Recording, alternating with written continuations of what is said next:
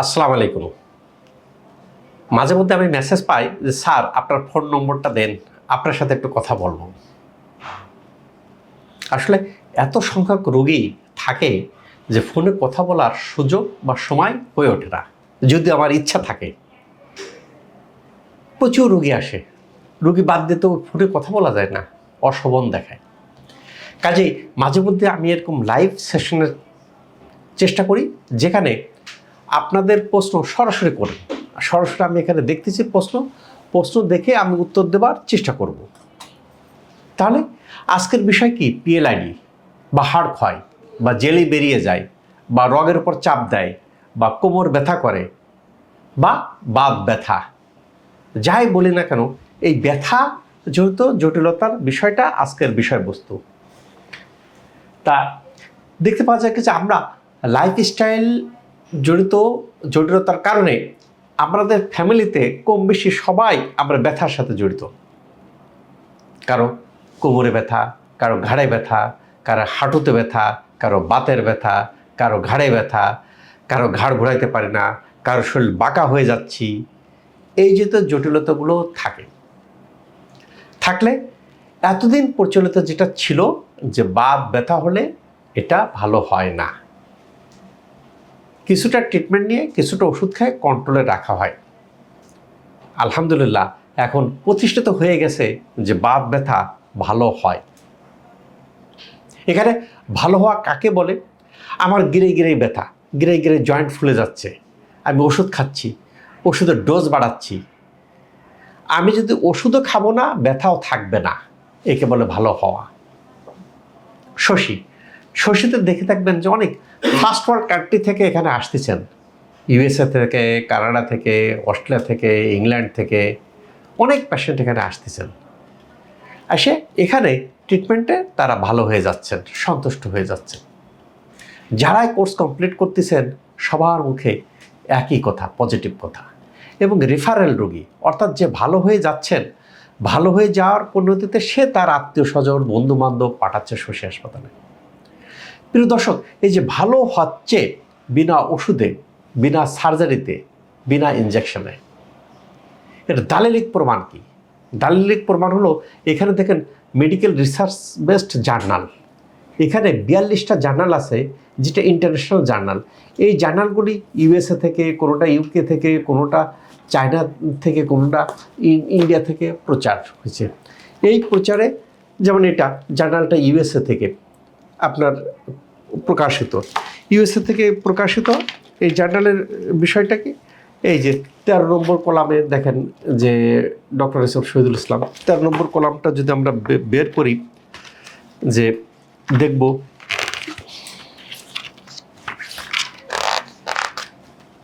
এই যে 13 নম্বর কলামে আপনারা দেখেন যে শশী হাসপাতালকে ইন্ডিকেট করে এখানে যে রিসার্চ, শশীর সবচেয়ে বড় বৈশিষ্ট্য কি? এখানে নিয়মিত রিসার্চ হয়। রিসার্চের পরিণতিতে ডাটাগুলো অ্যানালাইসিস করা হয়, ডাটাগুলো অ্যানালাইসিস করার পরিণতিতে এগুলি ইন্টারন্যাশনাল জার্নালে পাবলিকেশন। যারা মেডিকেল গ্র্যাজুয়েট এরা বুঝে থাকেন যে সাধারণত একটা মেডিকেল এরকম রিসার্চ বেসড জার্নালে এটা ইন্ডিয়া থেকে প্রকাশিত, এরকম ইউএসএ, ইন্ডিয়া, কানাডা, বিশ্বের বিভিন্ন দেশ থেকে এরকম একটা মেডিকেল রিসার্চ বেসড জার্নালে একটা আর্টিকেল প্রকাশিত হওয়াটা খুব দুর্লভ বিষয়। আমি যখন পিএইচডি করতে চাই তখন আমার আর্টিকেলটা দেখে ভাইবা বোর্ডেই, যখন ইন্টারভিউ বোর্ডে বলা হলো যে তোমার পিএইচডি তো শেষ, শুধু এখন ফর্মালিটিস। কেন পাবলিকেশন? পিএইচডি মানে কি? পিএইচডি মানে গবেষণা। অর্থাৎ এই যে আপনারা এখানে যে 42টা জার্নাল দেখতেছেন বিশ্বের বিভিন্ন দেশ থেকে, এই 42টা জার্নালে এক একটা পিএইচডির সমান, অর্থাৎ 42টা পিএইচডির সমান। যে কি করে? রিসার্চ করে সেই রিসার্চটাকে মেডিকেল রিসার্চ বেসড জার্নালে প্রকাশিত করা। এটা অনেক কাঠখড় পোড়াতে হয়, অনেক ক্রাইটেরিয়া মেনটেন করতে হয়, তারপর এরকম জার্নালে প্রকাশিত হয়। যারা মেডিকেল গ্র্যাজুয়েট বা যারা এরকম পাবলিকেশন করেন তারা এটা জেনে থাকবেন। আলহামদুলিল্লাহ আমার 42টা জার্নাল প্রকাশিত হয়েছে।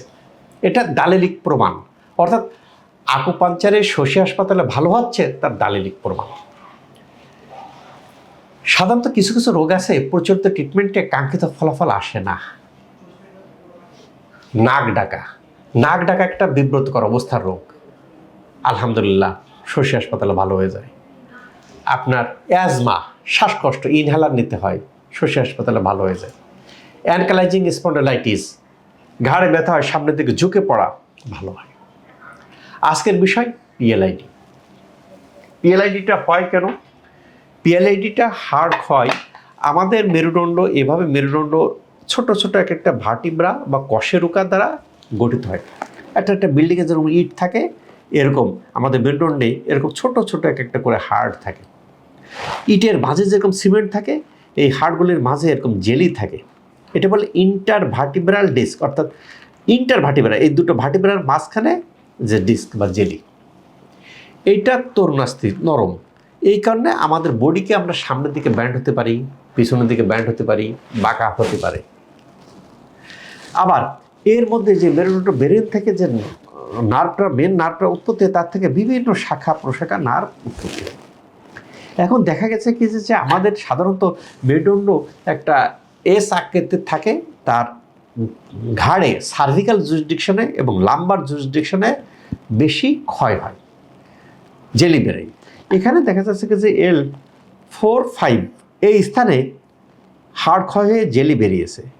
এইটা যদি আমরা অন্য কালার দিয়ে দেখি যে জেলি, এই জেলিটা কি হয়, রগের উপর চাপ দেয় বা নার্ভের উপর প্রেস করে।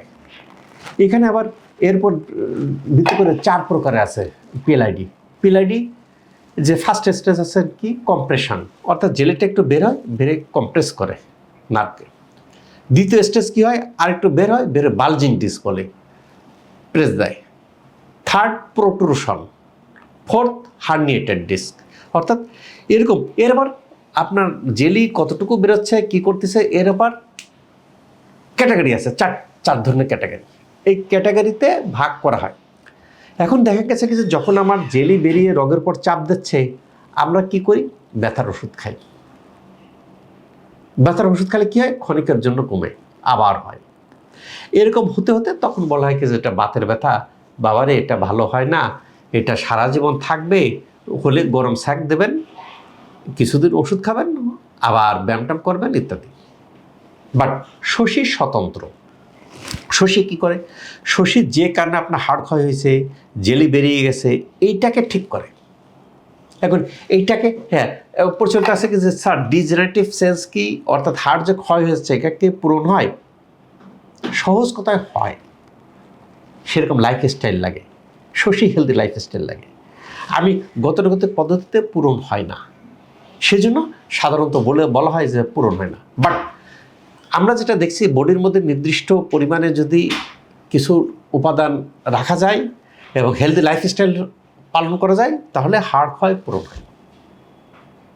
পাশাপাশি কী করায়, আকুপাঞ্চার। আকুপাঞ্চার বেশ ভাইটাল রোল। আমরা বডিটাকে যদি এরকম কল্পনা করি, যে আমাদের বডিটাকে এইভাবে কল্পনা করলাম, কল্পনা করার পর এখানে বিভিন্ন রকম, যে আমরা মাথা দেখি, যে মাথা থেকে শুরু করে বিভিন্ন জায়গায় কিন্তু তাদের এই যে 361টা পয়েন্ট আছে, আকুপাঞ্চার পয়েন্ট বেশি ইম্পর্টেন্ট।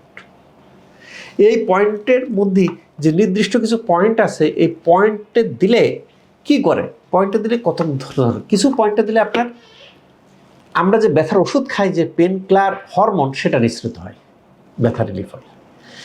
কিছু পয়েন্টটা দিলে কি হয়, এখানে জেলির মতো যে পদার্থটা বেরোচ্ছে সেটা আর একটু পাতলা হয়। তখন কি, কাইরোপ্র্যাকটিস, হাত দিয়ে পুশ করে এটা ভিতরের দিকে ঢোকানোর চেষ্টা করা হয়। তাহলে দেখা গেছে যে এইটা ভিতরের দিকে যখন একটু ঢুকলে চাপ দেয় না, চাপ না দিলে ব্যথা ভালো হয়ে যায়। এখন দেখা গেছে যে এই ভিতরের দিকে অল্প একটু 5% ঢুকতে 31 দিন 35 দিন লেগে যায়। তারপরে কি, লাইফস্টাইল মেনটেন করতে হয়, মেনটেন করলে এটা ক্রমান্বয়ে ভিতরের দিকে চলে যায়। আমি বুঝবো কেমনে, এখন একটা এমআরআই করে রাখবো, এমআরআই করে রাখার পরবর্তী স্টেজে আমি নির্দিষ্ট লাইফস্টাইল মেনটেন করবো, নির্দিষ্ট সময় পরে আবার একটা এমআরআই করব, দেখব যে আমার জেলি কী অবস্থায় আছে। আর নিজে তো ব্যথা তো নিজেই বুঝতেছি। কিছু কিছু পয়েন্ট আছে ভেরি ভেরি ইম্পর্টেন্ট। স্যার এতগুলি পয়েন্টকে মনে রাখা সম্ভব? হ্যাঁ, যারা এক্সপার্ট আকুপাঞ্চারিস্ট এটা জানেন। যেমন আমরা যে মাইগ্রেন বা মাথা ব্যথা হয়, মাইগ্রেনের ব্যথা, মাথা ব্যথা হলে এখানে এই যে মাঝখানে দেখবেন কি যে কান বরাবর এরকে বলে চোং হুই, পাই হুই সি সান চোং, চারপাশে এই 5টা পয়েন্টে যদি এই পয়েন্ট এই 5টা পয়েন্টে যদি আমরা আকুপাঞ্চার দিই, দিলে কি হয়, মাইগ্রেন যে হরমোনের কারণে হয় সেই হরমোনকে ব্যালেন্স করে মাইগ্রেন ভালো হয়ে যায়। প্রচলিত যে মাইগ্রেন কি ভালো হয়? হ্যাঁ হয়। বিনা ওষুধে ভালো হয়? হ্যাঁ হয়। অনিদ্রা কি ভালো হয়? স্যার আমি তো ঘুমের ওষুধ খাচ্ছি দিনের পর দিন। হ্যাঁ, ঘুমের ওষুধ খেতে খেতে একটা স্টেজে যায় হাই ডোজও কাজ করে না, তাহলে সেখান থেকে আমি রক্ষা পাবো কী করে? আমি নির্দিষ্ট কিছু পয়েন্টে আকুপাঞ্চার দিলে দেখবেন কি যে ঘুম সমস্যার সমাধান হবে।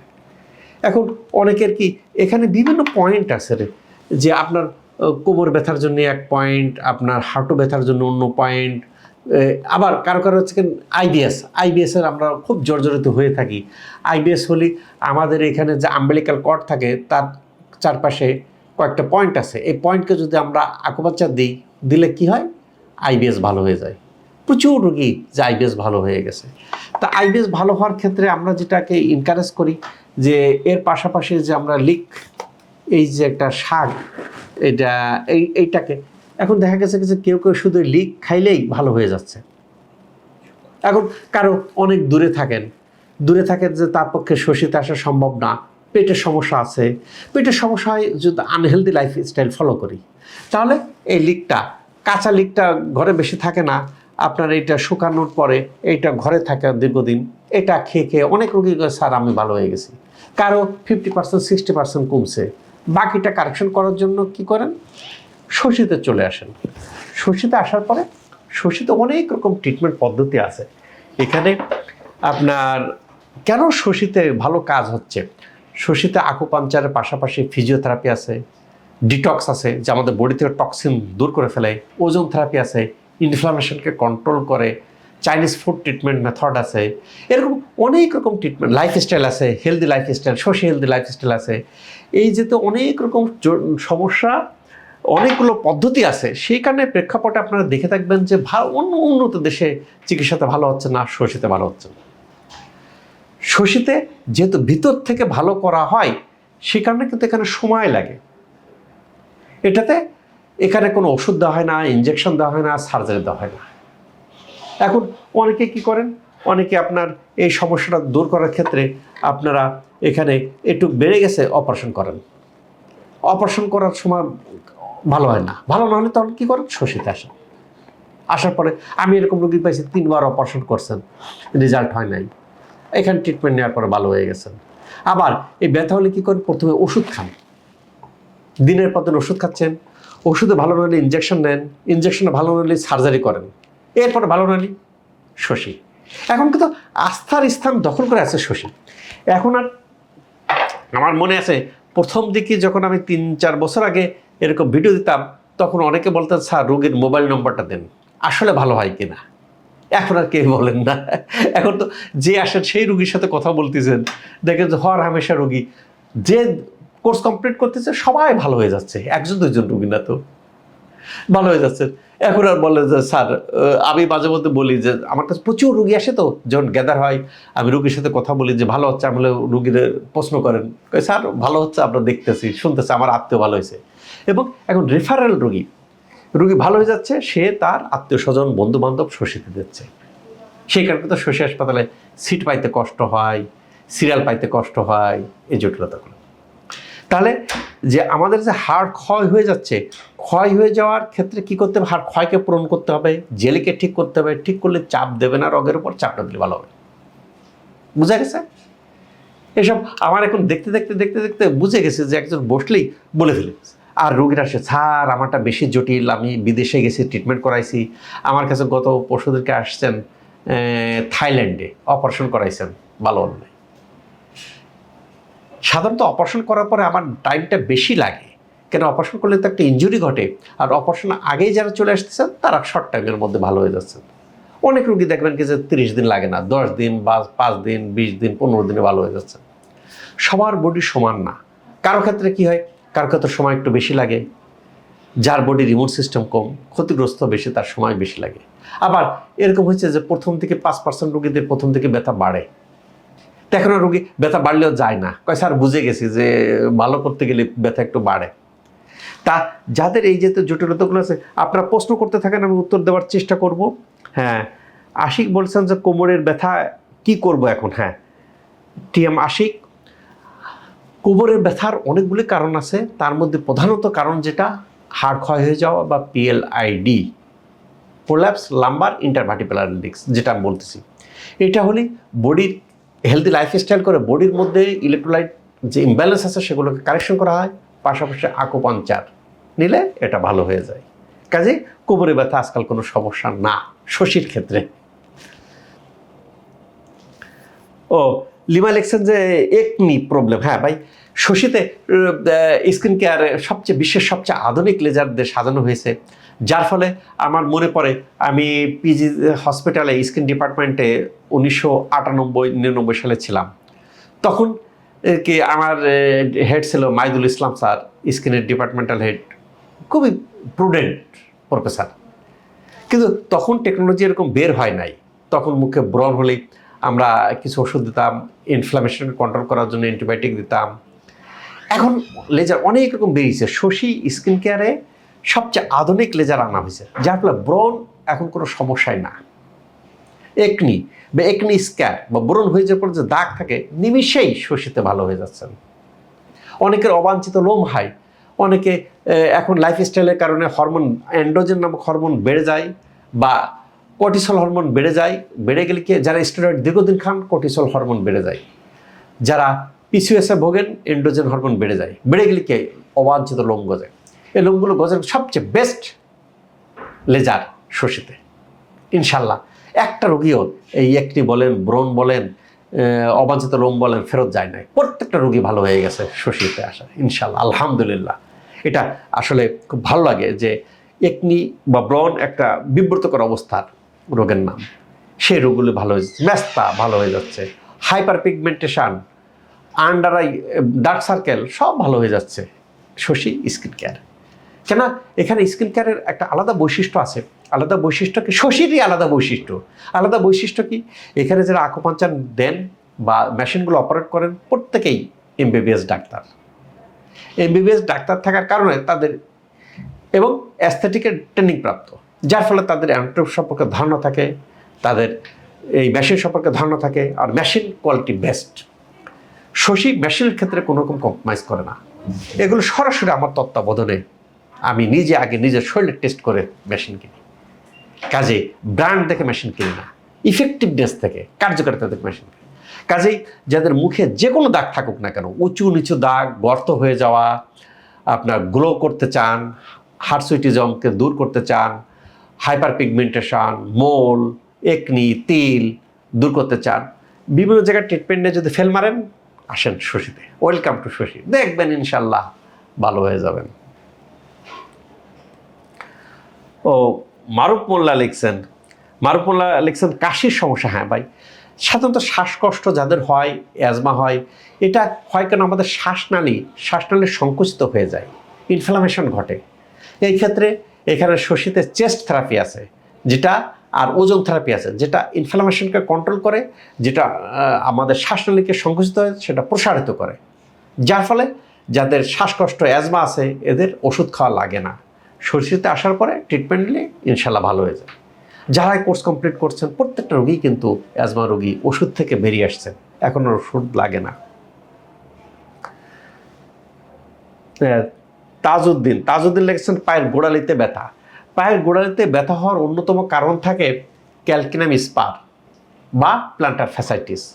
আমরা আবার এরকম রোগও পাচ্ছি যে যাদের ক্যালসিয়ামের পরিমাণটা মাত্রার অতিরিক্ত হয়ে পায়ের গোড়ালিতে জমা হয়। আমরা কিছু হলেই ওষুধ খাই, ব্যথার ক্যালসিয়াম খাই। ক্যালসিয়াম খাইলে যখন মাত্রাতিরিক্ত হয়ে যায় তখন ক্যালসিয়াম জমা হয় পায়ের গোড়ালিতে ব্যথার সৃষ্টি করে। আর অন্য কারণ হতে পারে, হলে এখানে চাইনিজ ফুড ট্রিটমেন্ট এবং আকুপাঞ্চার দিলে ভালো হয়ে যায়। আমি সাধারণত চেষ্টা করি ওষুধবিহীন ন্যাচারাল পদ্ধতিতে ট্রিটমেন্ট। দেখেন আমার সামনে যে জিনিসগুলো আছে সব কিন্তু ন্যাচারাল। যে এইটা আপনার তেঁতুল কাঠের ঘান, এখন ঘান আরও বেশি বসাচ্ছি, ঘান বসাতে হচ্ছে অনেক গভীর করতে হয়, তেঁতুল কাঠ সংগ্রহ করাটাও একটু দুষ্কর। এই তেঁতুল কাঠের ঘান কোল্ড প্রেসের সরিষার তেল। এই তেলের মধ্যে কী থাকে না? ট্রান্সফ্যাট থাকে না। এই তেলের মধ্যে কি থাকে না? কোলেস্টেরল থাকে না। না থাকার কারণে কি হয়? এই তেলটা স্বাস্থ্যের জন্য উপকারী। এখন দেখা যায় কি যে আমরা এই তেলটা খাচ্ছি না, সয়াবিন খাচ্ছি ফ্যাক্টরিতে যেটা তৈরি হচ্ছে। তাহলে কি হবে? বডিতে ইনফ্লামেশন ঢুকবে, বডিতে টক্সিন ঢুকবে। বডিতে টক্সিন ইনফ্লামেশন ঢুকলে কি হয়? পেটের সমস্যা দেখা দেবে। পেটের সমস্যা দেখা দিলে কি হয়? এখন স্যার আমার আইবিএস, আমার পেটের সমস্যা, আইবিএস পেটের সমস্যা ভালো হচ্ছে না কেন? আমি তো খাচ্ছি টক্সিন, আবার ভালো থাকতে চাই। এটা কি সম্ভব? সম্ভব না। আমরা থাকতেছিও না। ঘরে ঘরে পেটের সমস্যা, আইবিএস, গ্যাস্ট্রিক, আলসার, আইবিডি। এটা কারণ কি? নন হেলদি লাইফস্টাইল ফলো করা। চা চা আমাদের দৈনন্দিন জীবনে খেতে হয়। চার সাথে যদি আমরা নর্মাল চা খাওয়ার পরিবর্তে যদি মোরিঙ্গা চাটা খাই, চায়ের উপকারটাও পাবো, আবার এর মধ্যে দারুচিনি আছে, এলাচ আছে, আপনার আদা আছে। তাহলে এই যে এর মধ্যে যেগুলো থাকে সেগুলো কিন্তু এরকম প্রতিরোধের, দেখেন যে অনেক সময় কি চুল গোড়া শক্ত করতে সহায়তা করে, তারুণ্য ধরে রাখতে সহায়তা করে, ডায়াবেটিসকে স্টেবল করতে সহায়তা করে, ক্যান্সার প্রতিরোধে সহায়তা করে। এগুলো ওষুধ না, বাট এটা কি করে? ওষুধের কাজ করে যদি দীর্ঘদিন যাবত এগুলি খাওয়া হয়। কাজেই আমরা ন্যাচারাল পরিবেশে থেকে বডিকে যদি সুস্থ রাখতে চাই, এই জিনিসগুলো করতে হবে, ন্যাচারাল খেতে হবে।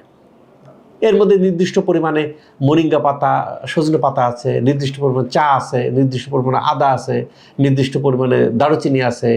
কাজেই একটা ব্যালেন্স শরীরকে ভালো রাখতে সহায়তা করে। বাইরে যে আমার কাছে যারা আসেন, দেখা যায় কি যে অনেকে খুব খারাপ অবস্থার মধ্যে চলে আসেন, একেবারে স্ট্রোক হয়ে, হার্ট অ্যাটাক করে, করোনা অবস্থা, হাঁটতে পারতেছেন না, ব্যথাতে নড়তে পারতেছেন না, খুব করোনা হয়। বাট করার কিছু নাই, কেন আপনি আনহেলদি লাইফস্টাইল ফলো করে বডিকে একেবারে টক্সিন করে ফেলছেন, ইনফ্লামেশন করে ফেলে স্যার আমি কয়টা সেশনের রেজাল্ট আসে নাই। রেজাল্ট তো আসবে কেমনে বাবা? আপনার মধ্যে টক্সিন, ইনফ্লামেশন এগুলো দূর করতে অনেক সময় লাগে। কারো 40টা ওজন থেরাপি লাগে। যারা ধৈর্য ধরে নিচ্ছেন ভালো হচ্ছেন, আর যারা এরকম হেলদি লাইফস্টাইল ফলো করতেছেন তারা শর্ট টাইম। আমি এই চালটাকে আমি বলি কি যে নর্মাল সাদা চাল বাদ দেন, ঢেঁকিসাটা চাল খান। কেন এই যে ঢেঁকিসাটা চালে কি করা হয়, আর এই চালটাকে আমাদের এলাকায় লক্ষ্মী দিকে বন্যার সময় এই চালটা হয় বুক পর্যন্ত পানিতে। বুক পর্যন্ত পানিতে হলে কি এই চালের মধ্যে এই ধান যখন হয়, ধানে কীটনাশক দেওয়ার সুযোগ থাকে না, সার দেওয়ার সুযোগ থাকে না, ন্যাচারালভাবে বেড়ে ওঠে। এরপরে কি করে, এর বাইরে দেখেন যে কালো বা বাদামি রং, এর বাইরে তুষ বা আবরণ থাকে। এই আবরণের মধ্যেই এনজাইম, ভিটামিন, অ্যান্টিঅক্সিডেন্ট থাকে। এইটাই শরীরের জন্য উপকারী। এখন আমরা কি করি? আমরা একে ফেলে দিয়ে আরও ঝেটে ভিতরের কার্নাল, যার মধ্যে সুগার থাকে, সেটা খাই, যাতে শুধু ডায়াবেটিস বাড়ে। যার ফলে আমাদের কিন্তু এখন ঘরে ঘরে ডায়াবেটিস। কেন? আমাদেরকে এখান থেকে বাঁচতে হলে ঢেঁকিসাটা চালে আসতেই হবে, না হলে ইনসুলিন দেবো, ডায়াবেটিস আক্রান্ত হব। ডায়াবেটিস আক্রান্ত হয়ে যাওয়ার পরে আমার কিডনিতে এফেক্ট করবে, হার্ট নষ্ট হবে, বিভিন্ন অর্গান কোলাপস করে ফেলবে। কোলাপস করে ফেলার পর দেখবেন ডায়ালাইসিস লাগতেছে, এবং জীবিত থেকেও মৃত্যু। অর্থাৎ আমি জীবিত আছি, বাট আমি সমাজের উন্নয়নে কোনো কন্ট্রিবিউশন রাখতে পারতেছি না, কে নিজেই তো অসুস্থ। চুল নিয়ে ভাবনা অনেকের হয়। আমি বলি কি যে যাদের চুল নিয়ে ভাবনা হয়, চুল পড়ে যাচ্ছে, চুল সাদা হয়ে যাচ্ছে, এর আগে থেকেই নিয়মিত এই তিলটা, কালো তিলটা খান, নিয়মিত 1 প্যাকেট করে খান। এর মধ্যে কপার আছে, জিঙ্ক আছে, চুলের গোড়াকে মজবুত করতে সহায়তা করে। এর মধ্যে এনজাইম আছে, চুলকে সাদা প্রতিরোধ করতে সহায়তা করে। নিয়মিত খান ন্যাচারালভাবে। এখন হয় কি, চুল আমার পড়ে গেছে, চুল সাদা হয়ে গেছে, এরপরে স্যার খাচ্ছি, এরপর খালি ফার্দার নতুন করে আর খারাপ হবে না। সেজন্য কি করতে হবে? এটা তো ভাই ন্যাচারাল। প্রত্যেক দিন 1 প্যাকেট করে খান। চুলের যাতে সমস্যা আছে এটা খান। ডিম একটা উপাদেয় খাবার। ডিমে আবার সমস্যাটা কি, ডিম যারা ব্যবসায়ী তারা ডিম মুরগির দ্রুত ডিম পাড়ার জন্য ফিড দিই, ওই ফিডের মধ্যে হেভি মেটাল থাকে। ওই ফিড মুরগির ডিম বড় হয়, দ্রুত দেয়।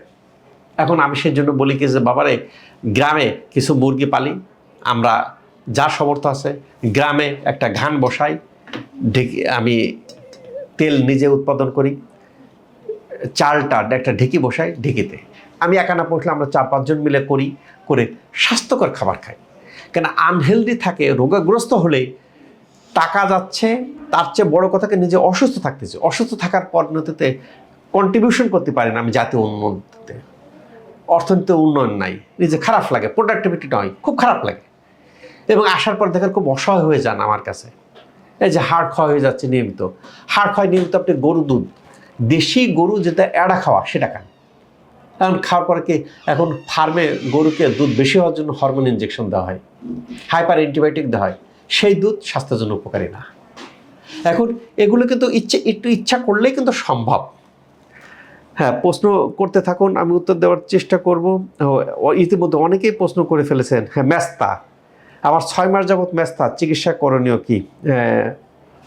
অদিতি চৌধুরী, আপনার মেস্তা আলহামদুলিল্লাহ মেস্তা ভালো, হয়তো মেস্তা ভালো হয়ে যাওয়ার পরে এই মেস্তা আবার রিকার করতে পারে।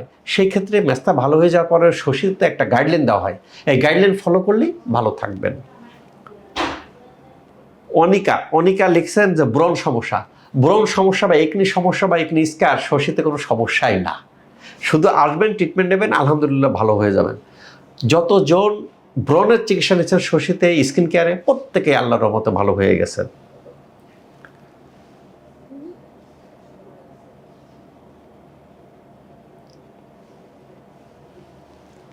ও ফরিদ মিয়া লিখছেন, স্যার আসসালাম স্যার, আপনার নাম্বারটাকে মোবাইল পেতে পারি? আমি আপনার সাথে কথা বলতে চাই, প্লিজ দয়া করে আপনার নাম্বারটা দেবেন। আমি অনেক রোগী দেখতেছি আপনার ওখানে সুস্থ হইতেছে। আসলে কি যে আমার নাম্বার দেওয়াটা দুষ্কর, কেন আমি তো আসলে এখানেই ফোন দিলে আমার বা আমাকে দেখাতে ফোন দিয়ে আমার কাছে চলে আসতে পারেন, কেন আমার সাথে কি করাটা সম্ভবপর হয়ে ওঠে না। ফোন তো প্রচুর রুগী ভাই, আমি কতক্ষণ ফোন ধরতে পারি না। ডায়াবেটিক নিউরোপ্যাথি, হ্যাঁ ডায়াবেটিক নিউরোপ্যাথি, যে আপনি যদি ডায়াবেটিস থাকে, ব্লাড সুগার বেড়ে যায়, ব্লাড সুগার বেড়ে গেলে কী হয়, আমাদের রক্তনালিকাগুলো, ছোট ছোট রক্তনালিকাগুলি আপনার ডিস্ট্রয় করে ফেলে, ছোট ছোট রক্তনালিকাগুলো ডিস্ট্রয় করে ফেলি, নার্ভ ব্লাড পায় না, ব্লাড না পেলে নার্ভ কাজ করে না। তাহলে ডায়াবেটিক নিউরোপ্যাথি হলেই কারো নার্ভে জ্বালাপোড়া করতে পারে এবং শেষ শেষটাতে অবশ হয়ে যায়। অবশ হয়ে গেলে কী হয়, পা থেকে জুতা খুলে পড়ে গেলে বোঝা যায় না। এরপরে ঘা লাগলো, আঘাত লাগলে পাতে ঘা হয়, ঘা হলে ওই ঘা ভালো হয় না, কেটে ফেলতে হয়, অ্যাম্পুটেশন করতে হয়। সেখান থেকে রক্ষা পাওয়ার জন্য ডায়াবেটিক রোগীদের ক্ষেত্রে বলা হয় ফুড কেয়ার করবেন। ফুড কেয়ার কীভাবে করবেন সেটা শশীতে আছে।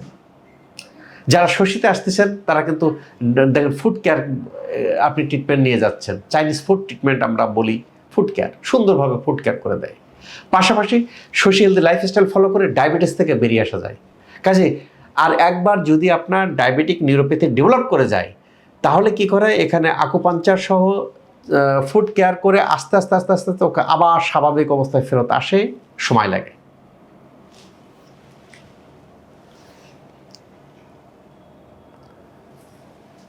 জাকির হোসেন, ঘন ঘন ক্ষুধা লাগে, ঘন ঘন ক্ষুধা লাগার অন্যতম একটা কারণ হতে পারে ডায়াবেটিস। এটা HbA1c-টা টেস্ট করা যেতে পারে, সুগার লেভেলটা টেস্ট করা যেতে পারে এবং হিস্ট্রিটা নেওয়া যেতে পারে, তারপর ডিপেন্ড করা যায় যে ডায়াবেটিস হয়েছে কিনা।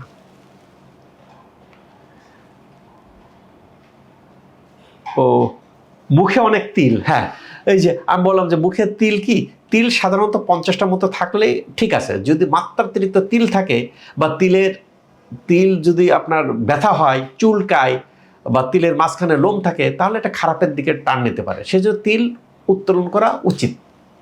তিল উত্তোলনের জন্য সবচেয়ে আধুনিক পদ্ধতি শশী স্কিন কেয়ারে আছে। আলহামদুলিল্লাহ যতজন আসছেন প্রত্যেকেই সাকসেস হয়ে গেছেন। মাথা ব্যথা অনেক রকম কারণ আছে। মাথা ব্যথা মাইগ্রেন হতে পারে, ভার্টিগো হতে পারে, যেটাই হোক না কেন এটা হরমোন ইমব্যালেন্স হলে হয়। আমরা মাথার নির্দিষ্ট কিছু পয়েন্টে আকুপাঞ্চার দিলে হরমোনকে ব্যালেন্স হয়, ব্যালেন্স হলে মাথা ব্যথা ভালো হয়ে যায়। ইনশাল্লাহ। কোমরের ব্যথা তো বললাম, কোমরের ব্যথা ভালো হয়। হ্যাঁ, ও একজন তার পার্সোনাল সমস্যার কথা বলেছেন। পার্সোনাল সমস্যা আসলে নরম পুরুষ, শক্ত পুরুষ, যে কারণে প্রেক্ষাপটে আমাদের দাম্পত্য কলহ হয়, তার জন্য ওয়ার্ল্ডের সবচেয়ে বেস্ট আমার জানা মতে ট্রিটমেন্ট মেথড শশীতে। কাজেই যাদের এরকম পার্সোনাল সমস্যা আছে, দাম্পত্য জীবনের ক্ষেত্রে অনেক বাধার সম্মুখীন হচ্ছেন, তাদের টাইমিংয়ের সমস্যা হোক বা নরম পুরুষ থাক, এটা খুব সুন্দর ট্রিটমেন্ট শশীতে। কোর্স কমপ্লিট করলে দেখবেন কি ইনশাল্লাহ ভালো হয়ে যাবেন। যারা লিখেছেন ক্রিকেট খেলতে গিয়ে ব্যথা হচ্ছে, শীতকালে অসহনীয় ব্যথা। হ্যাঁ, ক্রিকেট খেলতে যায়, ফুটবল খেলতে যায়, অনেকের এসিএল লিগামেন্ট ইনজুরি হয়, যেটা এক্সরে করলেই ধরা পড়ে, বা অন্য কারণে ব্যথা হতে পারে। এই যে তো ব্যথা হওয়ার হামেশায় অনেকে কি চেয়ারে বসে নামাজ পড়ি, টুলে বসে নামাজ পড়ি। শশী হাসপাতালে আসার পরে কোর্স কমপ্লিট করেছেন, প্রত্যেকেই দেখবেন যে দাঁড়িয়ে সুন্নত তরিকায় নামাজ পড়তেছেন। সেটা হাড় ক্ষয় হোক, যে এখানে যেটা হয়, এটা সাধারণত কি আমাদের নি জয়েন্টটা যদি এরকম একটা মডেল থাকে, এখানে অনেকগুলো লিগামেন্ট থাকে, এটা একটা লিগামেন্ট, এটা একটা লিগামেন্ট, এটা একটা লিগামেন্ট, কোনো কারণের ক্ষেত্রে আবার এর ভিতরে একটা লিগামেন্ট থাকে একেবারে ACL.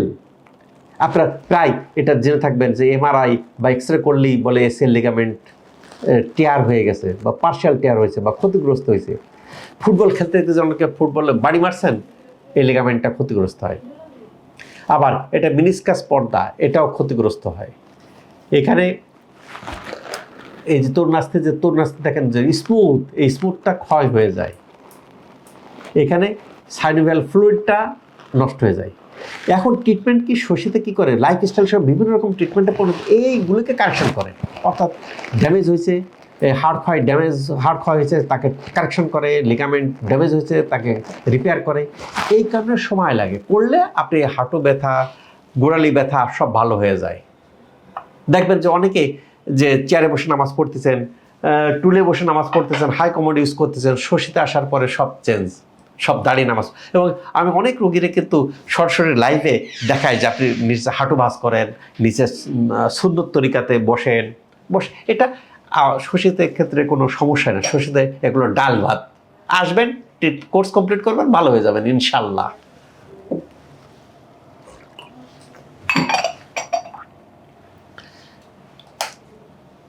Nicolas Chakma, good evening sir, thank you.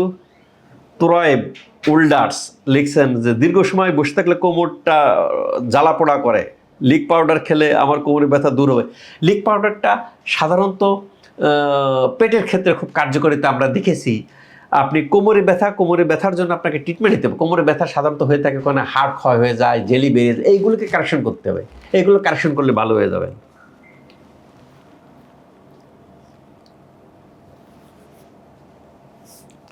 ও আহাত একটা ভালো কথা আছে, আমি শশীতে 12টা পিআরপি সেশন দিয়েছি, আমার মাথায় বেবি হেয়ার উঠেছে। আরও ভালোর জন্য হ্যাঁ, মাথার চুলের ক্ষেত্রে আমরা কি দেখি, কোনো রোগীদের ক্ষেত্রে আমরা পিআরপি 8টা দেওয়ার পরে চুল পড়া বন্ধ হয়, এরপর চুল গজায়, সেজন্য আমরা 20টা সেশনের কথা বলে থাকি। তবে ক্ষেত্র বিশেষে আমার একটা রোগী 3টা সেশনে চুল গজাচ্ছিল, কোনো রোগী 4টা সেশনে, 5টা সেশনে, ম্যান টু ম্যান ডিফার করে। কাজে আপনার যেহেতু বেবি চুল, ছোট চুল গজানো শুরু করছে, চুল পড়া আগে বন্ধ করে তারপর চুল গজায়। আপনি লিখছেন আপনার বেবি চুল গজাচ্ছে 12টা পিআরপি দিলে, তাহলে আর কয়েকটা দেন, 20টা সেশন দিলে দেখবেন কি যে চুল আরও গজাবে, এবং আরও ফলাফলের জন্য আপনি আরও কয়েকটা পিআরপি দেন। হাঁটু ব্যথা, রাত্রে লিখছেন হাঁটু ব্যথা শশীতে কোনো সমস্যাই না। হাঁটু ব্যথার কারণগুলোকে সরাই দেওয়া হয়, ভালো হয়ে যায়। জিব্বা ঘা কি, ওসাইন চিং লিখছেন। ফাহিম আহমদ লিখছেন আপনার ভিডিওগুলো দেখতে ভালো লাগে, থ্যাংক ইউ ভেরি মাচ সুন্দর কমেন্ট করার জন্য। উসাইন চাকমা লিখছে যে জিব্বায় ঘা হয়, ভিটামিন খেয়ে কাজ হচ্ছে না। হ্যাঁ, জিব্বায় ঘা হলে আমরা সাথে রিভাফ্লাভিন বা ভিটামিন B12 দিয়ে থাকি। যদি একটা কাজ না হয়, টাঙা কুপাঞ্চার দেবেন, ওই ঘাগুলো দেখবেন জিব্বার ঘা সব ঠিক হয়ে যাবে ইনশাল্লাহ।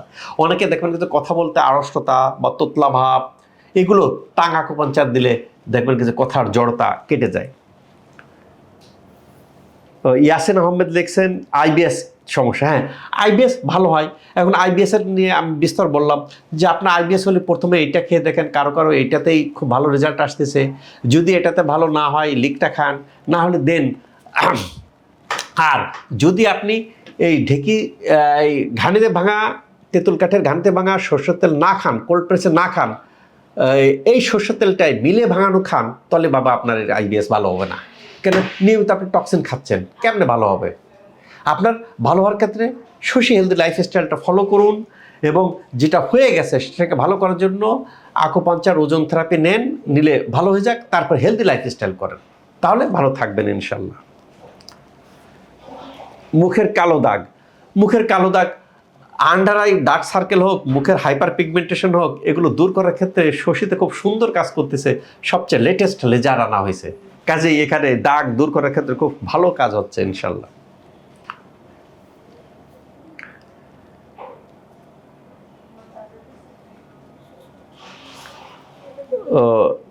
Thank you very much. এখন আজকে আমাদের যে বিষয়টা হলো যে বাত কি ভালো হয়? হ্যাঁ, বাতের ব্যথা ভালো হয়। অ্যানকালাইজিং স্পন্ডিলাইটিসকে ভালো হয়? হ্যাঁ, ভালো হয়। তবে এর জন্য আমাকে নির্দিষ্ট লাইফস্টাইল, নির্দিষ্ট ট্রিটমেন্ট পদ্ধতি, প্রোটোকল মানতে হবে। এবং আমাকে দেখার পরে আমি যে কয়েকদিন কোর্স কমপ্লিট করতে বলি সেই কোর্সটা কমপ্লিট করতে হবে। করলে দেখবেন যে হাসি মুখে ওষুধ বিদায় হয়ে যাবে, ইনজেকশন বিদায়, সার্জারি বিদায়। সার্জারিবিহীন, ওষুধবিহীন, ইনজেকশনবিহীন। এবং এগুলো ভালো হয়ে যাওয়ার পরে এরকম হেলদি লাইফস্টাইল যেটা আমি দেখাচ্ছি এটা ফলো করতে হবে। ফলো করলে ওষুধের সাম্রাজ্য থেকে আমরা বেরিয়ে আসব, আমরা সুস্থ থাকতে পারবো, ভালো থাকতে পারবো, স্বাভাবিক থাকতে পারবো।